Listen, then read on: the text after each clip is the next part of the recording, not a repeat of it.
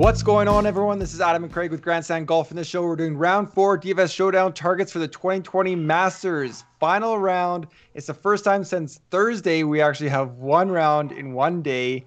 DJ's kind of, lapping the field right now. He's at 16 under. We've got a handful at 12 under. For Telly at 11 under. Craig, what have you seen Saturday? What have you seen through the tournament? Well, I mean, the one thing, DJ was... So if we look back to Friday, DJ was at minus 10 through 4 or 5 holes on Friday, right? And then had a couple bogeys and didn't do a whole lot the rest of the way.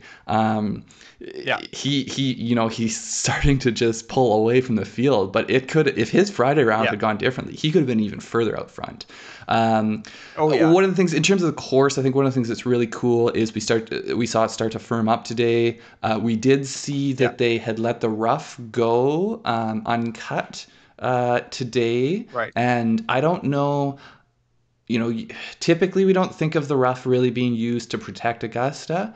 And so I don't know whether or not they'll cut that for Sunday. The one potential argument they might is that they don't want this scoring to get too low because they love to have the records that are all time, and they don't kind of want to have an asterisk of like, oh, it was a soft November Masters. And yeah, there was a few balls that I felt like hung up on 15, especially when guys going into 15, and it just kind of stayed on the front edge there. And usually you always see those kind of come back. And that has to do with, I think, with the softness, but also like in terms of like, I think hitting fairways has become a bit more important than sometimes it can be, both because the rough has grown and then also because we're seeing a lot more Bermuda as opposed to just rye. I mean, all that said, I don't think it's hugely changing from a showdown point of view. I don't think it's a huge change in terms of the players and the type of players that I'm targeting. But so I mean, looking at it Sunday, I mean, kind of the weather we've had the last couple of days, partly cloudy, highs of 79. They'll be out there pretty early in the morning, so it might be kind of colder in the morning. Wind is picking up a little bit, especially as the day goes on. But I mean, I don't think that affects anybody. No, I mean, I think they'll be tight enough. A tight enough pack that they sent out, and then I don't so I mean, is it worth looking at players who do really well in the wind? I don't think it's enough wind for that. I think it's more, we see wind at Augusta, and with the swirls that you can get and these corridors you can get of wind moving through there. To me, it's more just maybe give it a little bit of a plus to players who have lots of experience, but I'm not giving a huge bumps anyway. So, I mean, let's go into our strategy. I kind of agree with you. I think having played at Augusta, having played Sunday at Augusta, I think is definitely an asset kind of looking at the players here. I think the first timers, the greens are going to get more firm. Sunday pin locations are probably going to be more familiar for those guys that have been here a couple times before. So I think I am going to lean a little bit more veteran in that. But just quickly looking, so leader DJ at 16 under, top 5 has to be 11 under. We've seen the scoring average kind of in the 0 to -1 range, and the low round 7 under. So we've seen, I think, DJ Connors, a couple of people get to that 65 mark. So if you're looking for someone to kind of backdoor into the top 5 or get to the kind of that 12 under mark, I mean, they already have to be at 5 under. So that's kind of where I'm looking if you want to get those bonus points for draft. Yeah, and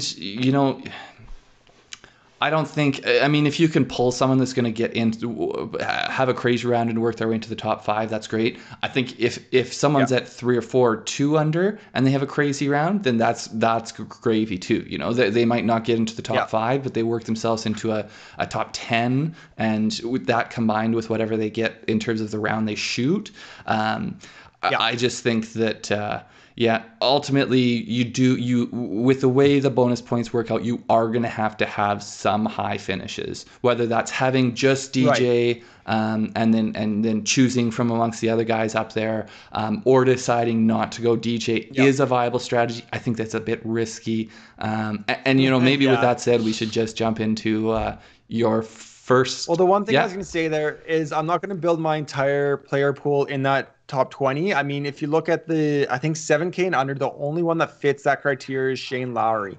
So I expect, tons of ownership to kind of go there.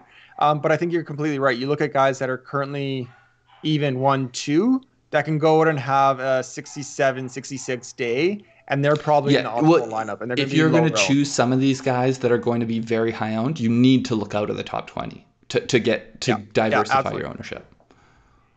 Okay, let's go into my pick. Spoiler alert. Guy that's going to be there tomorrow. DJ, I'm wearing my DJ kind of Sunday blue here. I'm sending the good vibes out to Augusta. He's coming in at 10,600. I just think, I mean, he's kind of running away with it. 65, 70. You mentioned at the top that 70 could have been a lot lower. 65 again today. 2 eagles, 14 birdies, 2 bogeys.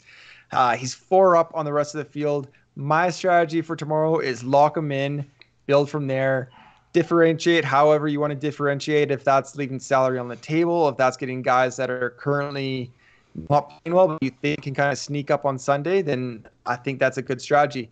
He's just playing out of his mind right now. He hit, I think, every fairway on Saturday. He has an absurd greens in regulation, 87% right now for the tournament. I mean, there's just nothing bad to say about DJ. Yeah, I mean, I don't. The only argument against it, I think, is if you do want to not have DJ and then load up on other guys with the potential that, other guys that are close with the potential that either one of them goes crazy or DJ falls off. Yeah. But I think that I will have most of my lineups will have DJ, and then I'll look elsewhere to diversify because his ownership's going to get crazy. Right. Yeah, absolutely. One guy that I will look to plug in there. So, looking for people who are going to potentially move up the leaderboard. Rory McIlroy comes in at 89,000. Problem with him may be ownership. He's a pretty attractive name at that price point. And then the other, just the pure narrative of how he's gotten to -8. He came out and shot 75 the first day. Then he was 66, 67. He's got 14 birdies, 6 bogeys. The problem, I think it's the problem and the great thing about Rory is without that first round 75, I don't know if he's shooting 66 and 67. Like once he's able to play loose at Augusta, it just seems like it's so easy for him, and he can play so well. It has all come so easily for him. And if you look at, so just looking at back to previous Sundays at the Masters, when he, the last 6 years, he has been, the only time he's moved down the leaderboard on Sunday was when he was in second going into the final round. Right. Every other day he's moved up the leaderboard. And the further down the leaderboard he is, the more he typically moves up. So it's just one of these things where the reality is Rory has this career Grand Slam thing hanging over his head. I think when he can go out there and play, like his game is so well suited to this course. When he can just play golf there, he does an amazing job. Even Amanda Balionis brought it up in his post-round interview. And I'm like, he knows he's not. Well, that's what I was thinking. You could see him think he's like, and I'm DJ's at he's Grand Slam on Sunday.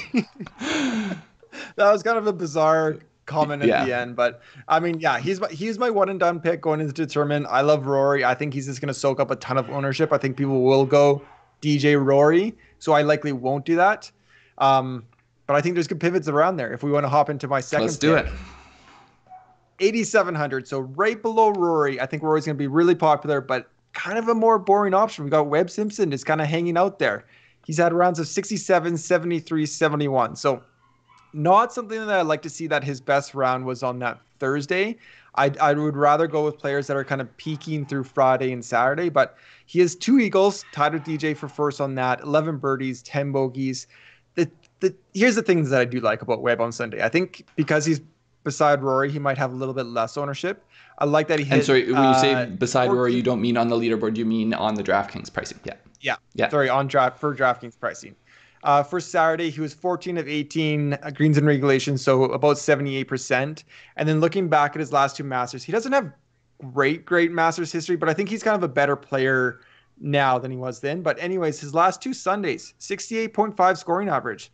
So if I can get a 68 or a 69 from Webb, I think that's still pretty good for Sunday pins, kind of DraftKings scoring on Sunday. So I like Webb at 87. And we talked about it going into the tournament. He doesn't have a great his entire career Masters history, but it has gotten better. Like last year, he was I believe it was tied for 5th, and that was his best finish yet. But it has trended in the right direction. So it looks like as his game,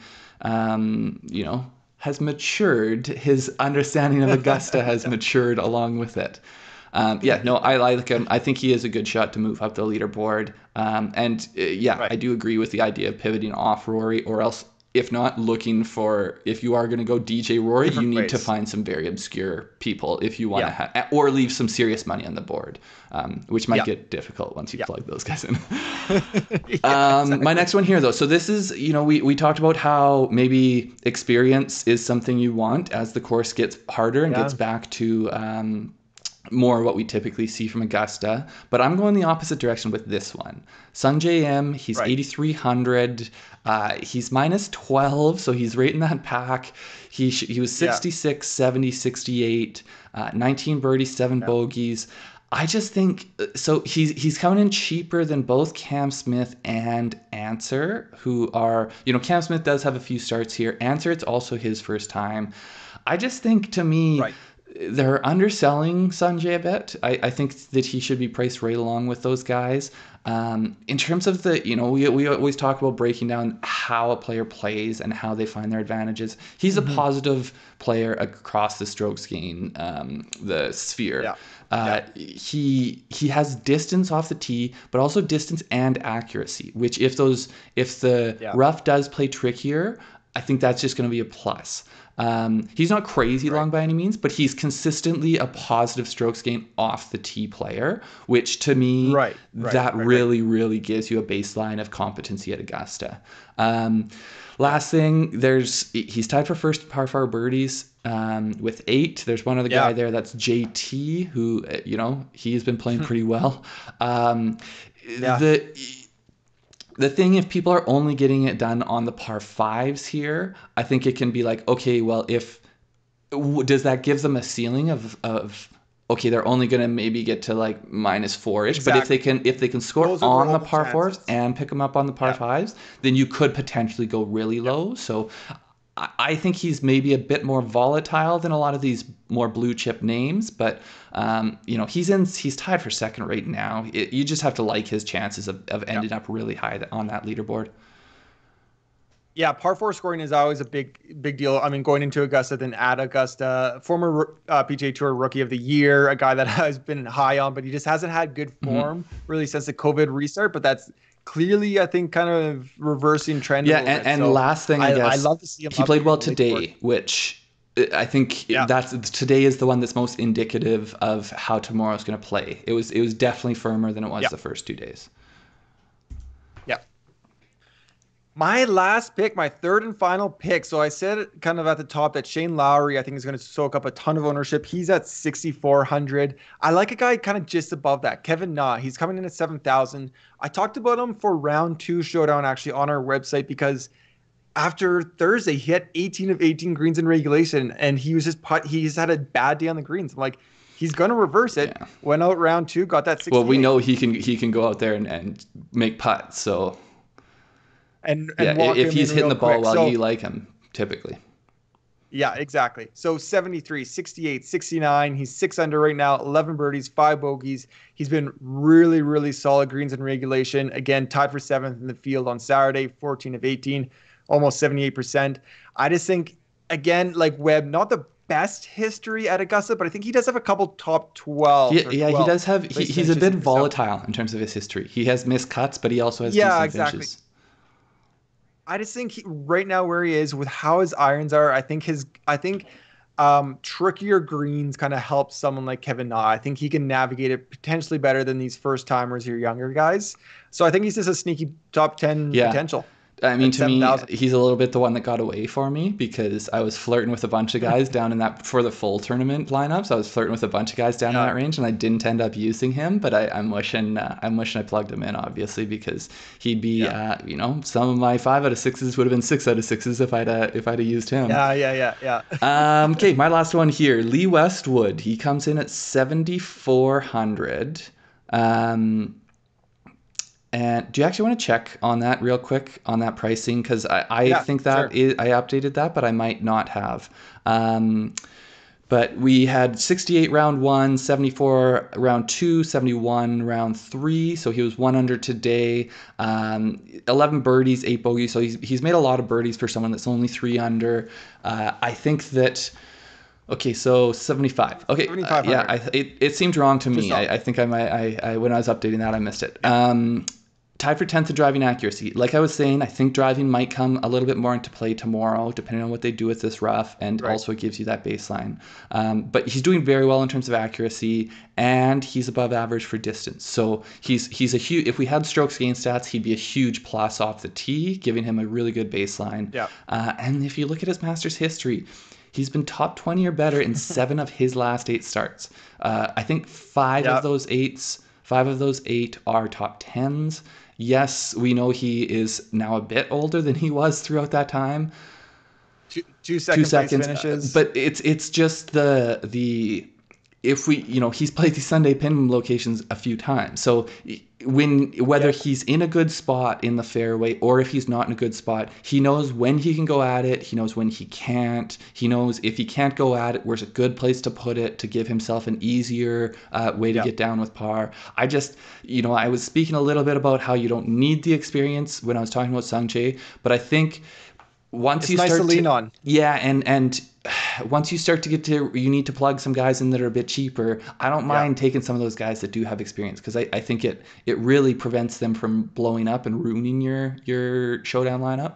So I like your strategy for round 4 is just to pick the guys that I picked at the start of the tournament. Rory's my one and done. Lee Westwood was the sleeper I mentioned on our podcast. Hey, I see what you're doing. I'm coming around to your way of thinking. I love Lee Westwood. I don't know if there's anything else to add. I hope he kind of backdoors himself. I mean, a top 12 would guarantee a trip to Augusta next year if he doesn't have that already locked in. So I would love to see a great Sunday from Lee. Yep, we'll see what happens. Speaking of our podcast will drop sometime on Monday. Everyone enjoy your Masters Sunday. It's one of the best days in sports, best days in golf, period. Please subscribe to our YouTube channel. Our podcast is on YouTube, but it's also on Apple, Spotify, wherever you get your podcast. Anything else to add there, Craig? No. Good luck, guys. Hopefully we get a good day of golf tomorrow. We'll see you next time. Yeah, absolutely. Take care.